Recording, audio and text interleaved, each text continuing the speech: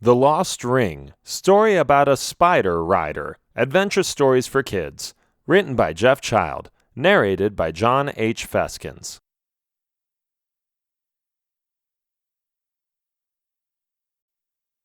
Introduction. In these interviews with two people in love in the world, you'll see how misunderstandings led to adventures when a spider rider came and attacked them. Two psychologists or counselors ask them certain questions to find the truth, which triggers them both to tell their stories. Listen to this story about a guy and a girl who were looking for each other, but whose worlds were torn apart by a dangerous spider rider, a skeleton riding a spider who wouldn't budge and wouldn't give up. A thrilling adventure, worth listening to.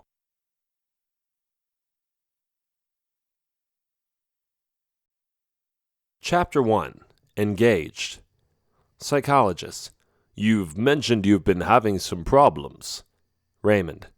Yes, that's correct. I have been engaged to my fiancée, Vera, for quite some time now. She is a lovely person, and I feel ready to marry her.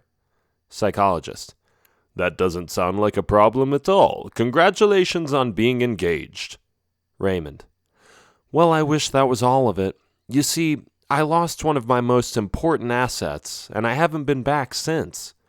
We haven't seen each other in a while, and since then our relationship has gone bad. Psychologist. What did you lose? Raymond. My engagement ring. Psychologist. Okay, that is a problem indeed. Why don't you start from the beginning? Raymond. It was a beautiful ring, with an expensive diamond and a gold layer on the side. I haven't shown it to her yet, but I bought it a long time ago because I knew I wanted to marry Vera. Psychologist. Wait, you're engaged and you never showed her the ring? Raymond. Yes, it's because I just knew it was the right time to propose. We were on the top of a hill and the sunset was perfect. She was looking into my eyes, and I knew that this was the time to ask her. Psychologist. So you asked her to marry you, and you told her you would buy the ring at a later time? Raymond. Exactly. You got it. Psychologist. I do, but I still don't understand why it's so important. A ring is just a ring. Your commitment to each other is everything you live for. Raymond. I guess so. I mean, she probably still loves me, but I feel embarrassed about the whole thing. Besides, it was very expensive. Psychologist. Can I ask how much you paid for it? Raymond. Yes, it was 300 golden coins. I had to sell my golden pickaxe to collect the money.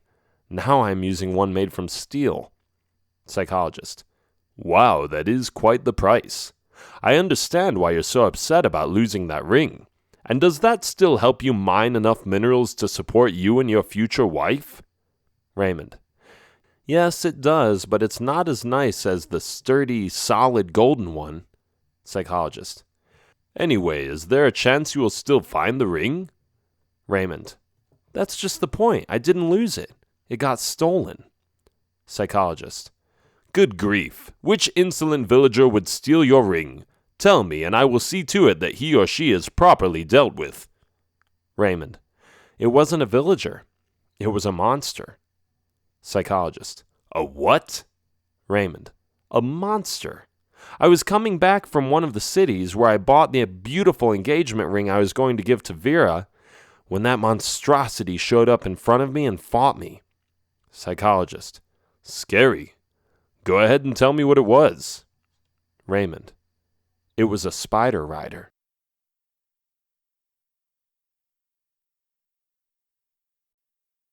Chapter 2. The Ring. Psychologist. I am afraid I am unfamiliar with that term. What is a spider rider? Raymond. You haven't heard of them? Strange. Well, I guess they are quite rare. You've heard of skeletons, haven't you? Psychologist. Yes, they plague the villages with their attacks sometime, and they are from the nether, aren't they? Raymond. That's right. They are brutal, vicious enemies that appear more often at night than during the daytime. And I assume you've seen some big spiders around too, haven't you? Psychologist. I recall a few encounters with such oversized critters. They weren't pleasant. It's one of the reasons I don't leave the village very often. Raymond. Okay, now imagine a skeleton riding a spider, and you find yourself a spider rider. It's that simple. Psychologist. Really? Wow. I think I still have to learn some things about the enemies in this realm who haunt the forests and lands. Where did you see the spider rider? Raymond. It was close to a wall I was following. You see, there is an ancient wall leading from Minor City to Mineville. It's the guide for every traveler. If you stick close to it, you won't get lost. Psychologist. And I am assuming that you didn't get lost, did you? Raymond. Actually, I did get lost because I was following the spider rider. Psychologist. But you just said you were following the wall. I'm confused. Raymond. No, I was following the wall first, and then, once the spider rider took the ring from me, I followed that vicious creature. Psychologist. Ah, that makes more sense now. Could you tell me more about your confrontation with the spider rider? Raymond. As I was saying, I just returned from the city. It was night and it was dark, but the moon lit up the area so much that I could see enough without bringing a torch or something else. I already spent so much money on that ring that I didn't want to pay for an inn. So instead, I decided to walk home. I'm a big guy. I can stand up for myself. I have fought robbers before. Also, I once got attacked by wolves. I didn't know where they were coming from, but I got my sword and killed them all. Psychologist. We're deviating from the original story. I can tell that you're the warrior type, but please continue to relate what happened that evening. Raymond. Of course I had my sword with me. I had sold my golden pickaxe, but my iron sword would protect me. And did I mention I have some fighting skills? Psychologist. Yes, you did. Please continue. Raymond. Okay, so I was just walking, minding my own business, when the spider rider suddenly jumped in front of me. Spider riders don't talk, so I was staring at it and drew my sword. The skeleton on the spider tightened its bow and shot an arrow. Tsak! Right in my arm.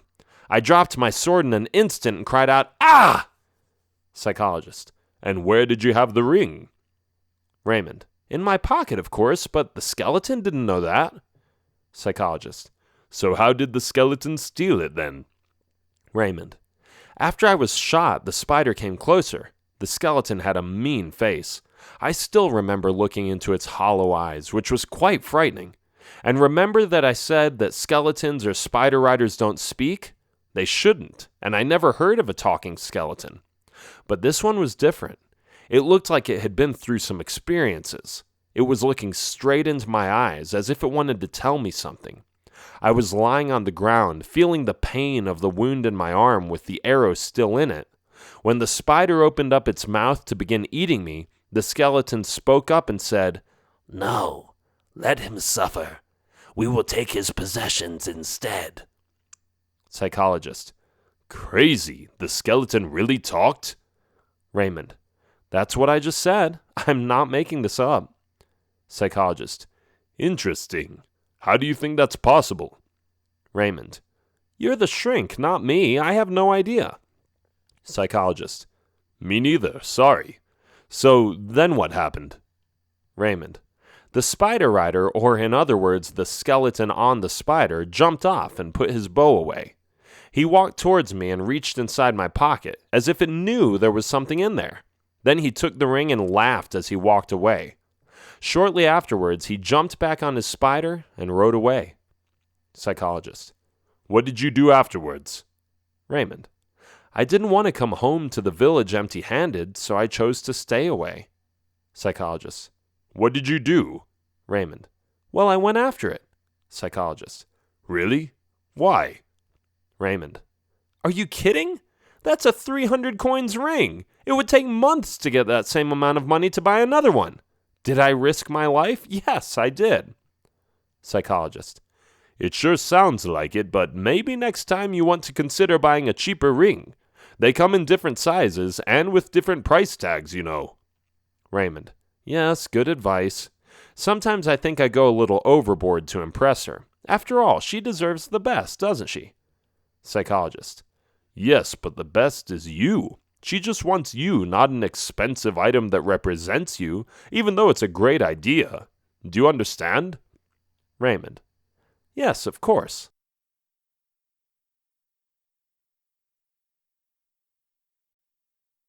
Chapter 3. Storm. Psychologist. What happened when you went after the spider rider? Raymond. I was still on the ground. I saw him leave from an angle. After I got up and pulled out the arrow, I cleaned the wound in the river to make sure it wouldn't get infected. And then I went up the mountain. Psychologist. Why there? Raymond. I had heard rumors of skeletons living in caves high in the mountains, so I guessed my best shot would be to go look over there. Psychologist. And was he there? Raymond. Yes, he was, but I didn't find him at first. Actually, it took a long time and a lot of things went wrong. Psychologist. Life is not always easy, is it? We all have our challenges. Raymond. You're absolutely right. And I was willing to endure whatever was necessary to get my ring back, so I climbed and hiked for days. Psychologist. Wait. What? Did you just say days? Raymond. Yes. Why? Psychologist. How did you survive? Did you have food with you? Raymond. No. And that was the tricky part. I didn't bring anything to eat. I must admit that I wasn't thinking. I should have come home first to grab some supplies, but I didn't. I went straight there. Psychologist. Do you often face that issue, that you forget to take care of yourself because you are so focused on your goal? Raymond. Sometimes. Especially when it's something that matters to me. Psychologist.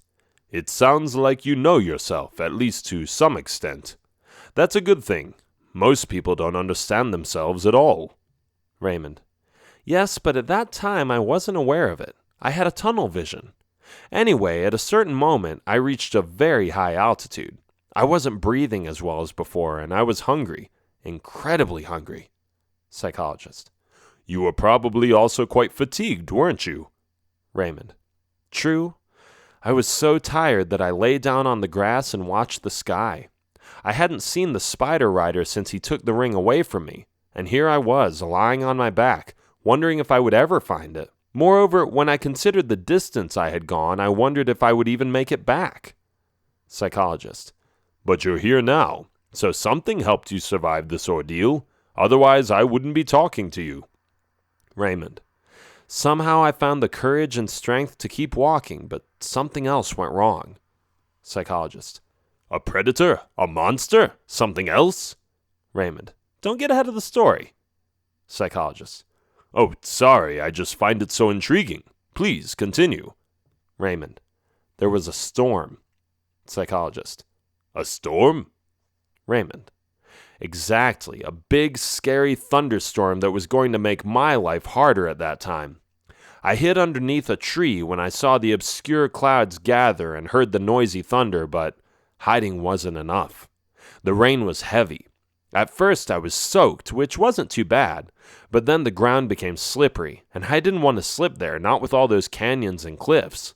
What if I would fall off some high canyon wall? I knew I had to hold on to something. Psychologist. What did you hold on to? Raymond. A branch, a thick, solid branch with deep roots. The currents from the water sliding down the mountain almost took me down, but I kept holding on. I screamed, although inaudible because of the thunder. Ah! Is this all you've got? Come on! Psychologist. You were challenging the thunderstorm? Raymond. Well, in a way, I had nobody else around. Psychologist. Don't worry, I talk to myself too when no one else is near me. It's a natural thing to do. Human beings aren't supposed to be alone. Raymond. That makes sense. I missed my fiancée terribly, and at that moment I would have given anything to see Vera's beautiful face. Psychologist. It's always during those times that we remember what matters most in life, our loved ones. Raymond. Have you had a near-death experience? Psychologist. Me? No. But I've talked to plenty of people who have. They always say the same thing. I wish I would have spent more time with my family. Raymond. Yes, I realized that too when I almost fell off the mountain. Psychologist. I am glad that you didn't. So what did you do when the storm was over? Raymond. I just sat there moping around and thinking that I had made an awful decision by chasing after that spider rider. But you know what? I realize now that it was a good thing to do. It showed my commitment to something that was really worth it. Psychologist. If you say so. Raymond. Well, I am telling you this because after another hour of walking, I saw the spider rider. Psychologist. Really? And then what happened?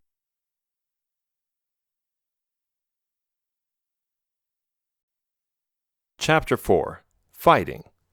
Counselor. How long have you two been together? Vera. Oh, for a long time. We have known each other since we were young. Or do you mean really together? Counselor. Yes, that's what I meant. Vera. I don't know, but he proposed to me. That says a lot. Counselor. I know, but he has been gone for 3 days now, hasn't he? Vera. For 4 days, and it's driving me nuts. Why didn't he say anything? Where is he? Does he still love me? Counselor. Slow down, I am sure he does. We don't always understand men's silly ways of reasoning. I don't understand my own husband sometimes. Vera. Isn't that annoying? Counselor. It is, but we have to treasure the good moments as well as the bad ones. Please, start from the beginning. When did he leave? Vera. He said he had something to do in Minor City. He didn't even mention what. When I asked him when he would be back, he just said, tomorrow. So yes, I was worried, and I asked him what the reason was. Counselor. And what did he say? Vera. Nothing. He didn't want to talk about it. Did he go to some other woman, huh? His ex-girlfriend? Am I not good enough anymore? Counselor. Easy, I am sure that is not the case. Vera. But how do I know? Counselor. You don't. You just have to assume the best. Vera. Well, that's not easy. But anyway, we got into a fight. I kept insisting. I wanted to know what he was going to do. Counselor. That makes sense. You have a right to know. Vera. I know, right? But he wouldn't tell me. We went on and on in circles, but I couldn't get it out of him. It was pointless. He did kiss me goodnight that day, though. Counselor. Ah, you see? He still loves you. Vera. But why didn't he come back? Counselor. Perhaps he is afraid of your reaction. Vera. Afraid? Why would anyone be afraid of me? I am a patient woman. Counselor. Yes, I can see that. Vera. What is that supposed to mean? Counselor. No, I really mean it. You've been very patient. But I think you're too hard on yourself. Your suspicious attitude comes from jealousy, and that means you're feeling insecure. Vera. I am? Wow, really? Do you think I am insecure? Counselor. Listen to yourself. You just confirmed what I said. Vera. Ha ha. I understand what you mean. I don't even know if I am insecure. Ha ha. Yes. Sometimes I am, I guess. Counselor. But you don't have to be. You're beautiful and you're very kind. Vera. Thanks. I think I needed to hear that. Counselor. And that's why he is in love with you. He loves you, doesn't he? You said that he proposed. Where's the ring? Vera. Well, that's just it. There is no ring. How do I know if he cares about me when he hasn't even bought me a ring? Counselor. I don't know either. Maybe he is still working on that. Vera. Yes, maybe. Who knows?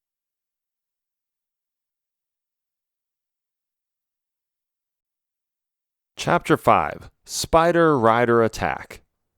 Counselor. So did you look for him? Vera. For Raymond? Not at first, but later, yes. Counselor. Why not at first? Vera. Something happened that held me back. I had my own problems. Counselor. What kind of problems? Vera. Well, the next morning, as I was contemplating the meaning of our relationship in contrast with his absence, I was attacked. Counselor. Attacked? What do you mean? Vera. Just the way I said it. Attacked. I walked out of my home and saw a spider rider. Counselor. Oh, those can be very dangerous. You should never go near those. Vera. I tried to avoid it, but I couldn't. It came straight at me. Counselor. Whoa, really? What did you do? Vera. When I saw that disgusting monster coming, I quickly went inside and picked up a sword. I am not all cute and fuzzy, you know. Raymond has taught me some sword fighting moves, so I knew how to defend myself. Counselor, you could have just called for help. Vera, are you saying that I did something wrong? Counselor, no, by all means. Please continue. Vera, okay, good. I knew I could have called for help, but then by the time they would arrive, I would have been dead already. So yes, it made sense to me to defend myself. I went back outside and saw the ugly skeleton sitting on that drooling spider. The spider came at me, but I stabbed it. It was wounded and flinched a little, after which it stepped back, and the skeleton tried to shoot an arrow at me. I evaded the arrow and looked at the skeleton. It looked like it was holding a tiny, shiny object. Counselor, what do you think it was? Vera, I have no clue and I am not going to guess. But do you know what the strangest thing was? The skeleton talked. Counselor, that's unheard of. Vera, I know, but this one did. I am sure it was a male because he said, Vera, why did you reject me? We could have had so much. Now look at what I've become. You will pay for your arrogance. Counselor, weird. How did he know your name? Vera, initially I was as dumbfounded as you are now. But then he said, you picked him over me, the best archer in the village. How dare you? And now you will never see him again. Counselor, who was it? Vera, I think it was Baron. He has had a crush on me for years, but I never liked him. He was too boastful and haughty, always attempting to impress other girls as well. A few weeks ago, he asked for my hand in marriage. I told him I was already engaged, but that I didn't have a ring yet. Counselor, but then, did he turn into a skeleton or something? Vera, probably. I mean, in this realm, magic happens all the time, doesn't it? So I guess that is possible. Anyway, when he shot another arrow at me and missed again, I ran at him and stabbed him. He cried out in pain and left, and I haven't seen him since. Counselor, why do you think he missed since he claims to be the best archer in town? Vera, but he never was. He just said he was. That's what I mean. He was always bragging. All talk, no action. Raymond, on the other hand, just did what he had to do. He is great. Counselor, wow, that's quite the adventure you're telling me here. So what did you do after that?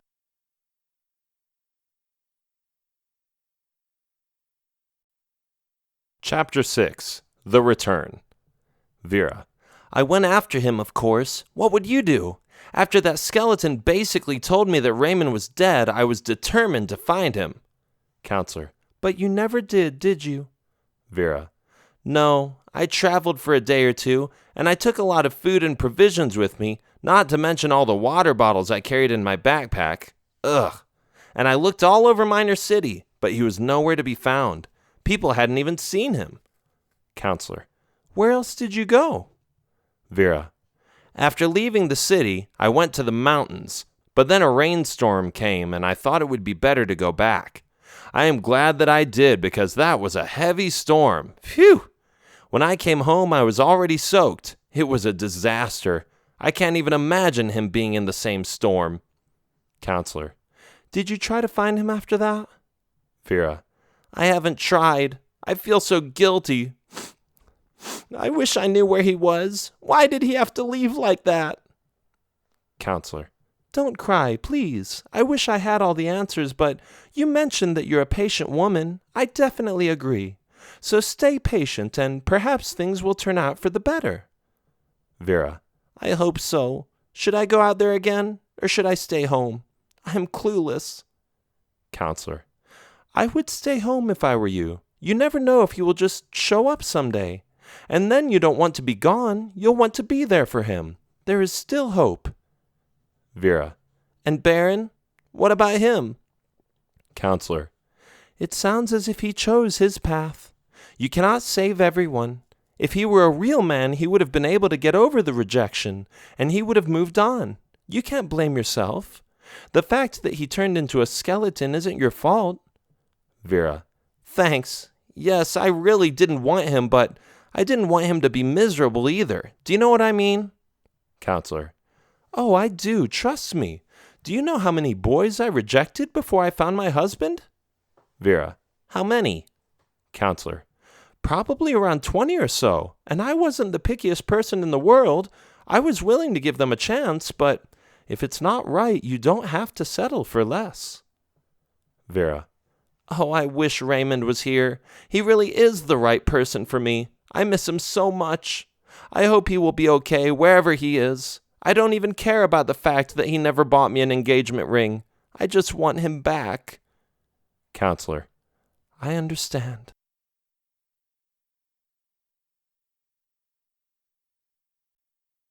Chapter 7. Gotcha. Raymond.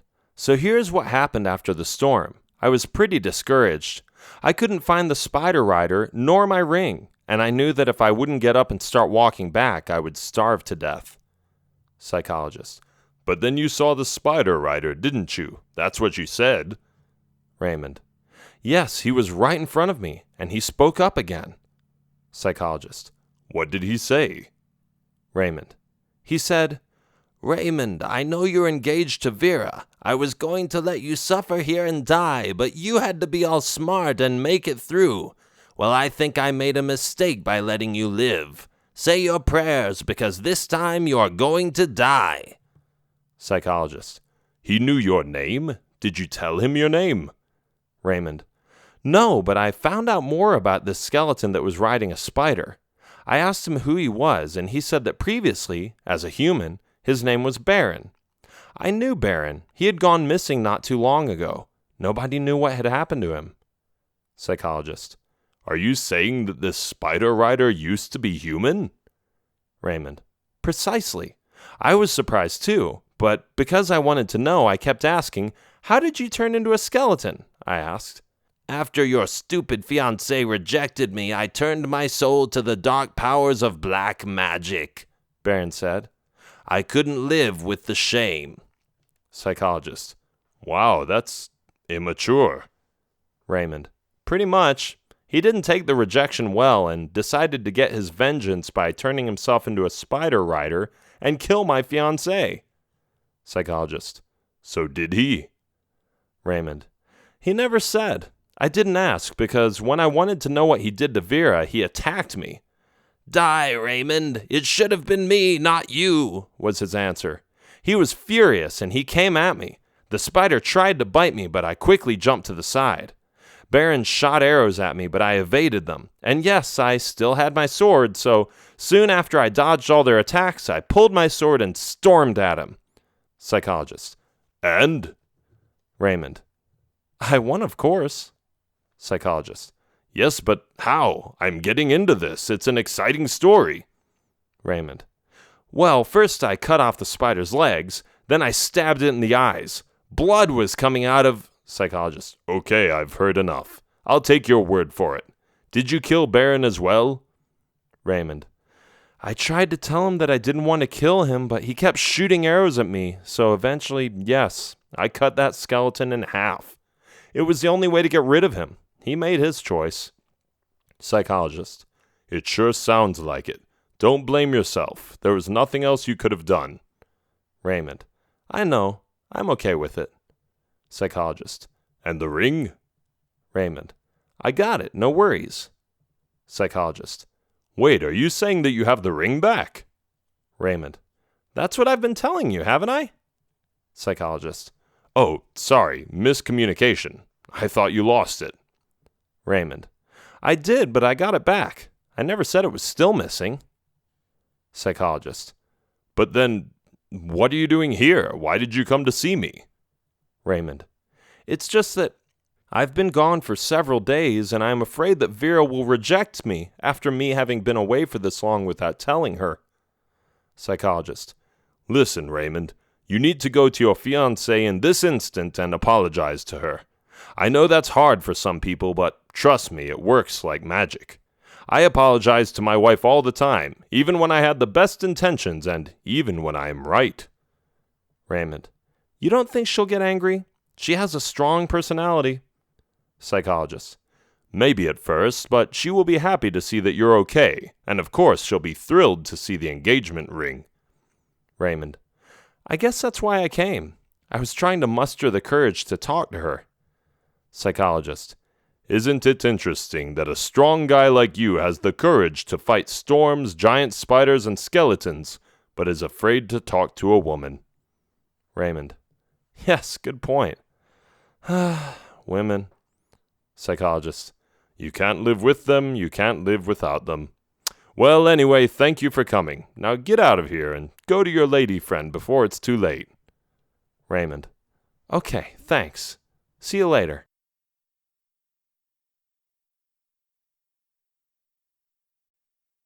Chapter 8. Happily Ever After. Counselor.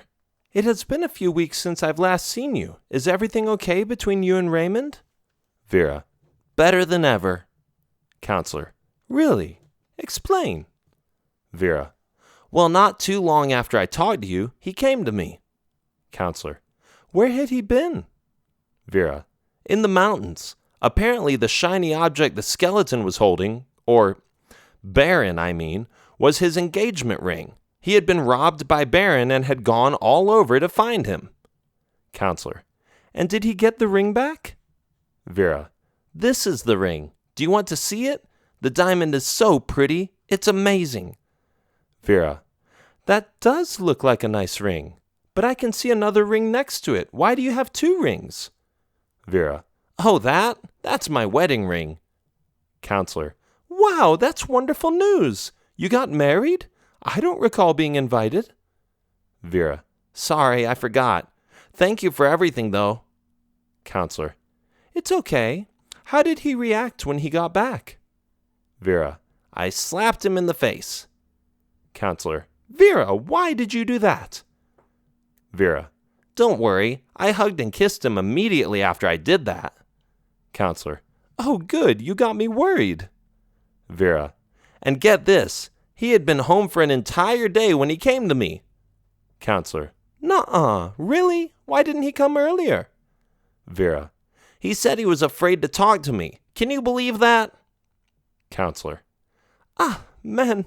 One of them turns himself into a spider rider after being rejected, and the other proposes without a ring and then doesn't even tell you when he is home.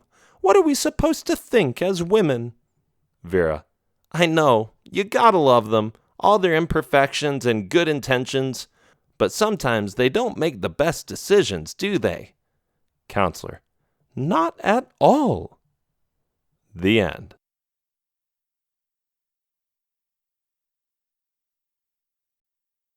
This has been The Lost Ring, story about a spider rider, adventure stories for kids. Written by Jeff Child, narrated by John H. Feskins. Copyright 2017 by Jeff Child. Production copyright 2017 by Jeff Child.